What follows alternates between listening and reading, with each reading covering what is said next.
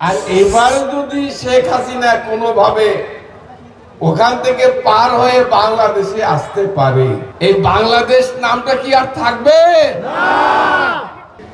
যে মহিলা এই 15 বছর ভোটারবিহীন ভাবে বাংলাদেশের শাসন শোষণ করেছে, উনি গত কয়েকদিন যাবত ভার্চুয়ালি টেলিফোনের মাধ্যমে বাংলাদেশে নতুন করে আবার ষড়যন্ত্র চক্রান্ত শুরু করে দিয়েছে।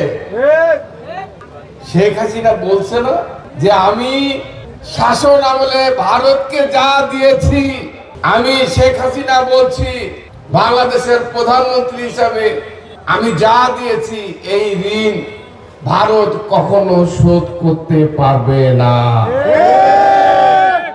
শত শত ছাত্র, শ্রমিক, যুবক, সাধারণ জনতার রক্তের বিনিময়ে আজকের এই কথা বলার অধিকার, এই গণতন্ত্রের ভোটের অধিকার, আমি তাদের প্রতি শ্রদ্ধা নিবেদন করছি, প্রিয় ভাইরা আমার। কিন্তু আজকে আমি এও বলতে চাই, আগামী 4 তারিখ 5 তারিখে 1 বছর হবে। এই 1 বছর না যেতে এই যে ছাত্র জনতা, এদেশের জনগণ ফ্যাসিস্টকে উৎখাত করে এই 15 বছর যাবৎ যারা এই অঞ্চলে, এই নাটোর সহ সারা দেশে যে সন্ত্রাসীর অরণ্য ভূমি বানিয়েছিল, সন্ত্রাসী নগরী বানিয়েছিল, আজকে তাদের 1 বছর না দিতে ষড়যন্ত্র চক্রান্ত শুরু হয়েছে। আমার মা বোনেরা, ভাইয়েরা, ছাত্ররা, আপনাদের উদ্দেশ্যে বলতে চাই, যে মহিলা এই 15 বছর ভোটারবিহীন ভাবে বাংলাদেশের শাসন শোষণ করেছে, উনি গত কয়েকদিন যাবত ভার্চুয়ালি টেলিফোনের মাধ্যমে বাংলাদেশে নতুন করে আবার ষড়যন্ত্র চক্রান্ত শুরু করে দিয়েছে। আপনারা নিশ্চয়ই টেলিভিশনে দেখেছেন, শেখ হাসিনা বলছে না যে আমি শাসন আমলে ভারতকে যা দিয়েছি, আমি শেখ হাসিনা বলছি বাংলাদেশের প্রধানমন্ত্রী হিসাবে আমি যা দিয়েছি এই ঋণ ভারত কখনো শোধ করতে পারবে না। আর এবার যদি শেখ হাসিনা কোনোভাবে ওখান থেকে পার হয়ে বাংলাদেশে আসতে পারে, এই বাংলাদেশ নামটা কি আর থাকবে?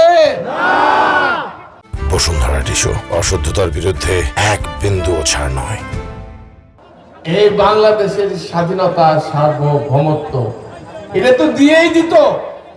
এই 5ই আগস্ট যদি না হতো, এটা দিয়ে দিত। এবার যদি হাসিনা আসতে পারে, তাহলে কি হবে? এই বাংলাদেশকে ভারতের কাছে ভারতের অঙ্গরাজ্য, অর্থাৎ এই বাংলাদেশ ভারতের অঙ্গরাজ্য পরিণত হবে। এটা কি আপনারা চান?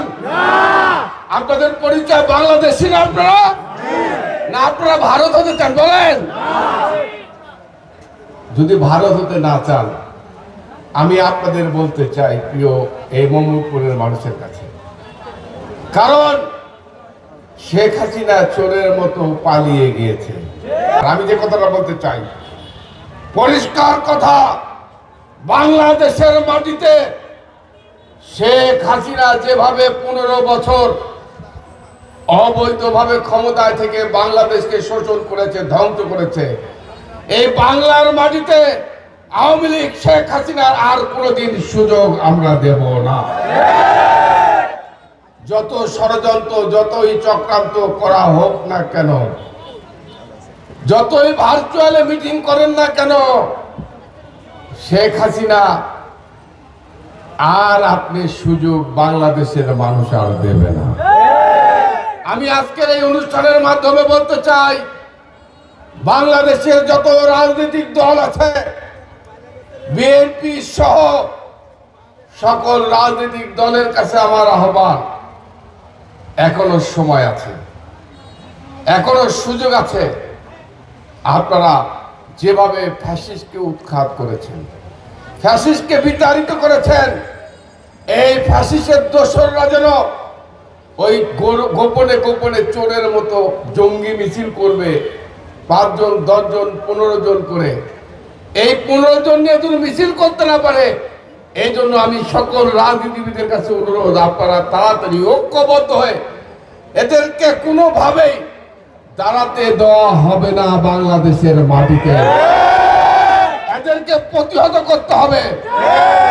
আমি এই অঞ্চলের মানুষের কাছে অনুরোধ, আমার বিএনপির নেতারা, আপনাদের কাছে আমার আহ্বান, আমাদের কানে আসে এখনো আওয়ামী লীগের দোসররা রাতের অন্ধকারে আপনাদের সাথে যোগাযোগ করে, যারা এই 15 বছর আপনাদের উপরে অত্যাচার, নির্যাতন, লুটপাট করেছে, আক্রমণ করেছে, রক্তাক্ত করেছে। এই অঞ্চলের রাজপথ, জনপথ যারা রক্তাক্ত করেছে, যারা তাদের সাথে আঘাত করবে, যদি প্রমাণ পাওয়া যায় তাদেরকে বিএনপিতে জায়গা আমরা দেব।